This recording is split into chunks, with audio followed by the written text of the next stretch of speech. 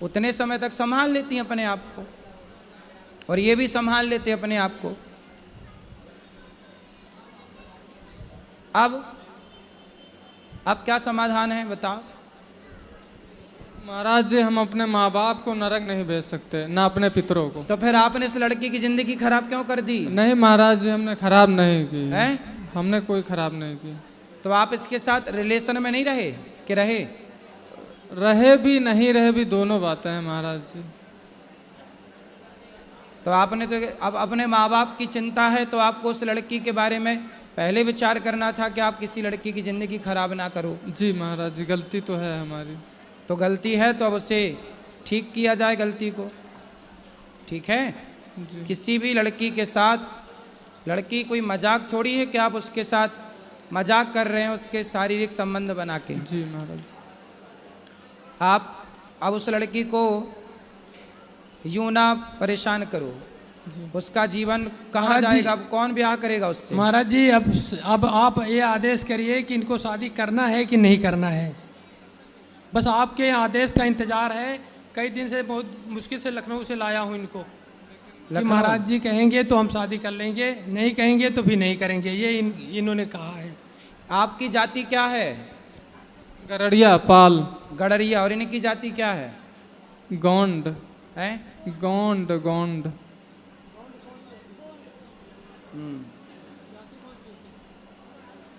क्या जाति? इनकी इनसे बात कराओ।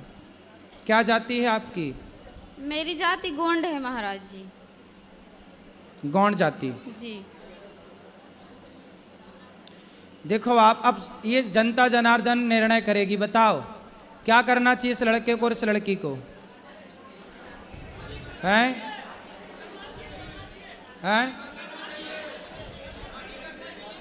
अब देखो, सारी जनता और समाज का कहना है कि यदि आप इसके साथ शारीरिक संबंध ना बनाए होते तब तो शादी आप ना करते, पर जब आपने उसको पत्नी की तरह बना लिया तो सवाल खड़ा ये होगा कि आप विवाह नहीं करोगे तो अब उस लड़की से विवाह कौन करेगा? इसलिए आपको विवाह करना ही चाहिए, यही धर्म है। आपको अब इसके साथ विवाह करना चाहिए, यही धर्म है अब आपके लिए, ठीक है? और भगवान के आगे प्रार्थना करो कि प्रभु हमारी जो संतान होगी उससे आप स्वीकार करिए जलदान जो भी है। अब आपको देखो इस लड़के के साथ ना इसको धोखा नहीं देना चाहिए। हर लड़के के लिए ये सबक है कि शादी ब्याह करने के पहले ना कोई लड़की किसी पुरुष से कोई संबंध बनाए, ना पुरुष किसी लड़की से संबंध बनाए। शादी ब्याह पहले कर लो, फिर पति पत्नी की तरह रहो रिश्ते में। शादी के पहले रिश्ते में रहने की ज़रूरत नहीं है, वरना ठीक नहीं होता ना बेटा। लेकिन अब आपको इससे विवाह कर लेना, यही धर्म है। बताओ, माइक लो, क्या करोगे? जैसा आपका आदेश हो महाराज जी, बस हमारे माँ बाप और पितर नरक न जाएं, बस ये कृपा कर दीजिए। आप उनके नाम से भागवत जी का पाठ कराना, उनको भागवत जी सुनवाना, वो कभी नरक नहीं जाएंगे। भागवत सुनने वाला सदगति को प्राप्त करता, निश्चिंत रहिए। राधे राधे। ठीक है, तो करोगे ना शादी?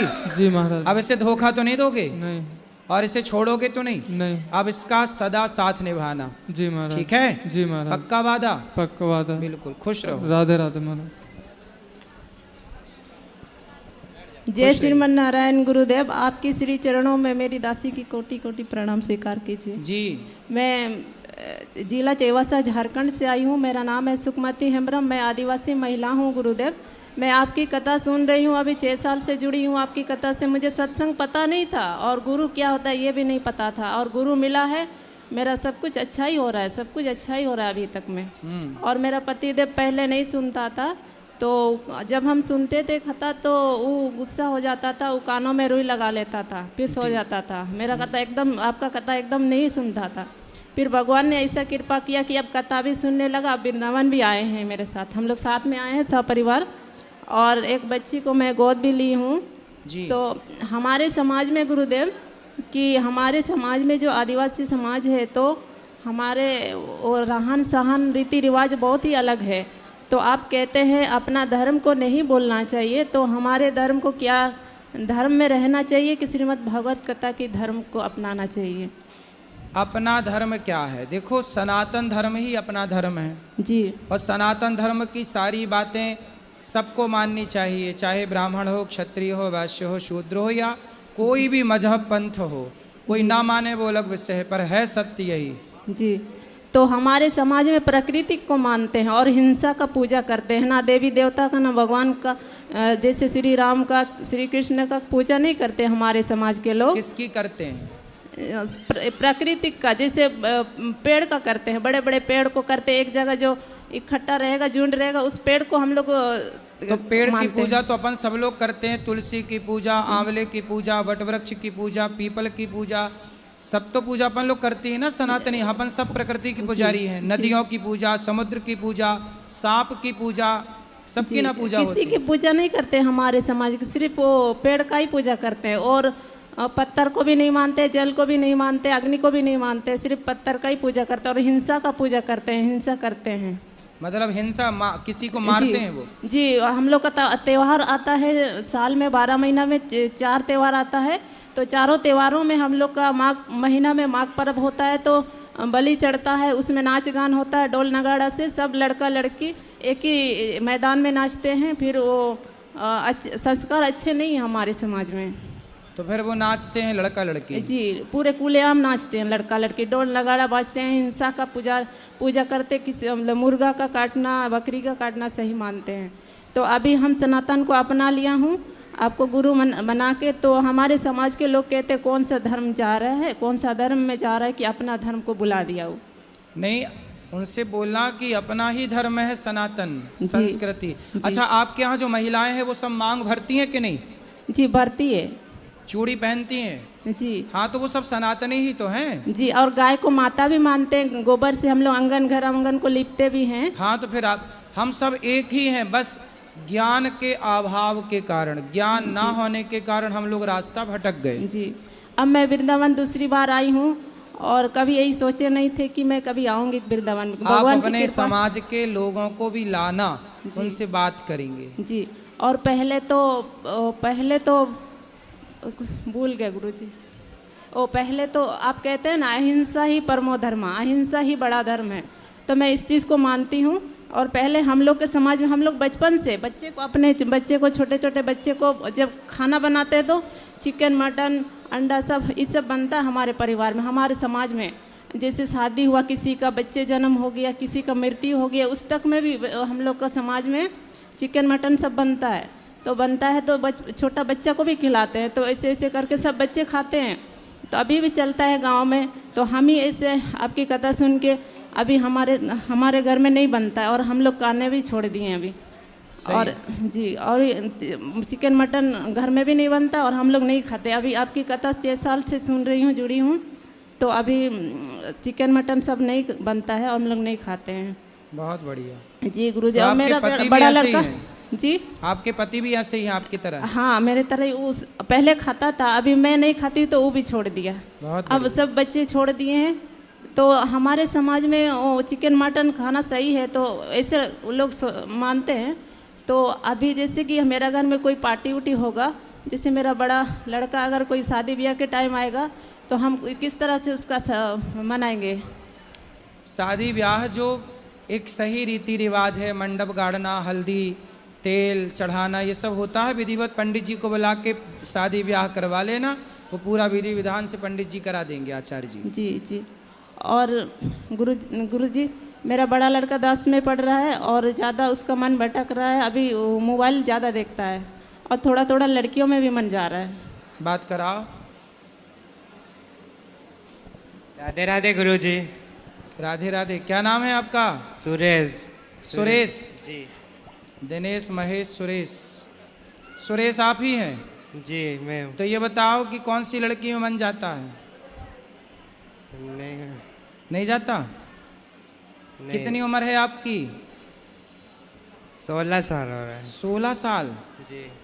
तो किस में मन जाता है आपका, बताओ? ज़्यादा गुरुदेव, गेम में ज़्यादा जाता है उसका मन। मोबाइल में? जी। मोबाइल में मन लगता है आपका? जी। तो मोबाइल चलाना सही है? पढ़ाई कर लो बेटा। सुनो, मन को ना मोबाइल पे लगाना ना किसी लड़की पे लगाना, केवल पढ़ाई पे। यदि पढ़ लोगे तो आप बहुत योग्य बनोगे, सफल बनोगे, सब लोग आपकी तरह बनना चाहेंगे यदि आप सफल हो गए तो। जी गुरुजी। इसलिए अपने समय को सदुपयोग करो, समय का। मोबाइल चलाने वाले, मोबाइल तो बाद में चलाना ही है आपको, आपका खुद का मोबाइल होगा जब आप बड़े हो जाओगे तो चलाना खूब सारा, पर अभी तो पढ़ लो बेटा, यहाँ वहाँ मन ना लगाओ, सिर्फ पढ़ाई। गुरुदेव मैं 2 लाइन भजन गाना चाहती हूँ। गाओ।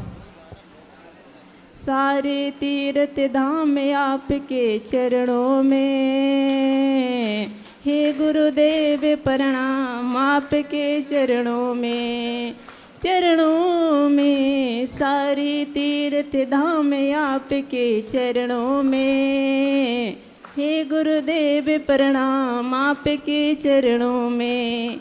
हृदय में माँ गौरी लक्ष्मी, कंठ शारदा माता है, जो भी मुख से वचन लियो वो वचन सिद्ध हो जाता है, वचन सिद्ध हो जाता है।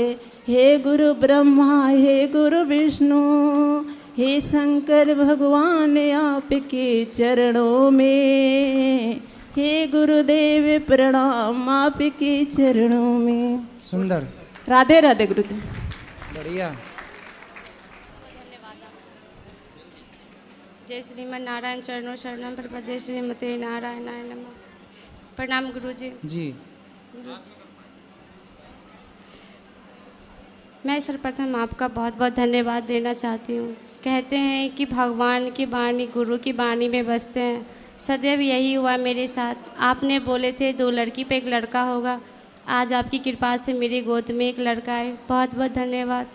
पहले नंबर तो गुरुजी, मैं गुरु मंत्र ले चुकी हूँ, आपका दासी हूँ, पर मैं गुरु मंत्र नियम से माला 11 माला नहीं कर पाती हूँ, आसन पे बैठ के मैं नहीं कर पाती हूँ। और पर जितना कर लो, जितना अधिक से अधिक कर लो अच्छा है। तो पहले वो क्या गुरु मंत्र ना हमेशा मेरे मन में ऐसे चलते रहते हैं, और सब कहे गए हैं जो पवित्र से ही गुरु मंत्र जापना चाहिए। और मेरे मन में जब भी रहे, जैसे रहे काम को, तो गुरु मंत्र ही आपका दिया हुआ था। चलना दो, सही है, वो सही है। हर काम करते हुए हर क्षण भगवान का वो नाम चलता रहे, सही है। और मेरे पति भी गुरु मंत्र लिए थे मेरे साथ में, उन्हें मंत्र भूल गए। मैं दोबारा आपसे बोलती हूँ, उनसे बोलती हूँ जो गुरु मंत्र ले लीजिए, पर वो गुरु मंत्र लेना भी नहीं चाहते हैं, और बात बात में क्लेश होती रहती है। कहाँ है पति? पति अभी नहीं आए हैं, संडे को आएंगे। मैं पोथी पाठ रखी हूँ, तो जब आए तो बात करा देना। तो वही कह रहे हैं मेरे परिवार सब मेरी दोषी ठहराते हैं, कहते हैं वो बीमार पड़े रहते हैं, सर पैर पीठी से लेके पैर में दर्द होती है। बहुत सारी जांच भी हो गई पर वो ठीक नहीं हो पा रहे हैं। और मेरे सास परिवार में सब बोलते हैं कि मेरी वजह से वो तुलसी माला पहन रखे हैं कंठी, ऐसे नहीं पहनना चाहिए, मेरे परंपरा में तुलसी माला नहीं पहनते हैं।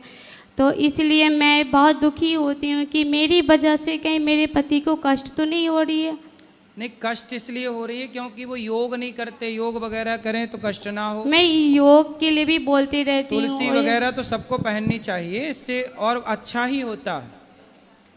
आप योग करिए, अच्छा खान पान करिए, बीमार क्यों हैं डॉक्टर को चेक कराइए, ठीक हो जाएंगे, इसमें क्या है। इसलिए ये मेरे पे सब दोषी बनाते रहते हैं, मेरे से कोई खुश नहीं रहते हैं। जब मैं जैसे आपका कथा सुनती रहती हूँ, आपका नियम पूर्वक से नहा के खाना बनाना, मैं लड्डू गोपाल रखी उनकी पूजा करती हूँ। कोई भी काम हो अच्छी बुरे में, बुरे नहीं अच्छी सारी काम कहती पति को परिवार को, तो सब मुझे बोलने लगते हैं। पति कब से बीमार हैं? पति 3 साल से। तो गुरु मंत्र लिए कितना टाइम हो गया आपको? 2 साल से, मतलब 2-2.5 साल हो गए। मतलब गुरु मंत्र लिए थे उसके पहले से पति पहले से बीमार थे? बीमार है। तो भाई बीमार क्यों है, डॉक्टर को दिखाओ, दिखा योग करो, सब बढ़िया होगा।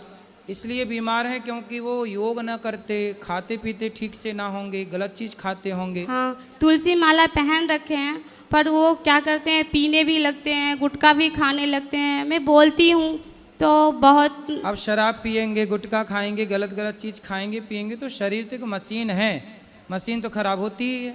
वो लाइव में आपको देख रहे हैं, आप अपनी बस कृपा यही उनको बता दीजिए कि ये सब नहीं करना है। जो मांस मछली खाते हैं ना, उनके साथ भोजन करने लगते हैं। वो भी खाते हैं मांस मैं मछली? खाती नहीं है, वो जो कोई दोस्त लोग खाते हैं ना, तो उनके बर्तन में उनके साथ खाना खाने लगते हैं। तो ये गलत है ना, नहीं खाने चाहिए। तो चलो अब नहीं मैं बताती खाएंगे, हूँ, फिर उनको सुनती ले आना, नहीं है। बात करेंगे, नहीं खाएंगे वो। ठीक है। और शराब जी, वराब ना राधे पिए, अच्छे डॉक्टर को दिखाओ। राधे राधे गुरुजी। हाँ जी। मेरे पापा पहले शराब पीते थे, अब नहीं पीते। पापा हैं कि पिताजी हैं? पिताजी। अब बताओ, शराब अब नहीं पीते? नहीं। अब क्यों नहीं पीते? क्योंकि आपसे मिल के गए। वाह, तो हमसे जो मिल लेता, देखो शराब वराब नहीं पीता, इसलिए शराब वाले हमसे परेशान हैं, शराब की कंपनियों वाले कि जो मिल लेता है वो शराब ही छोड़ देता है।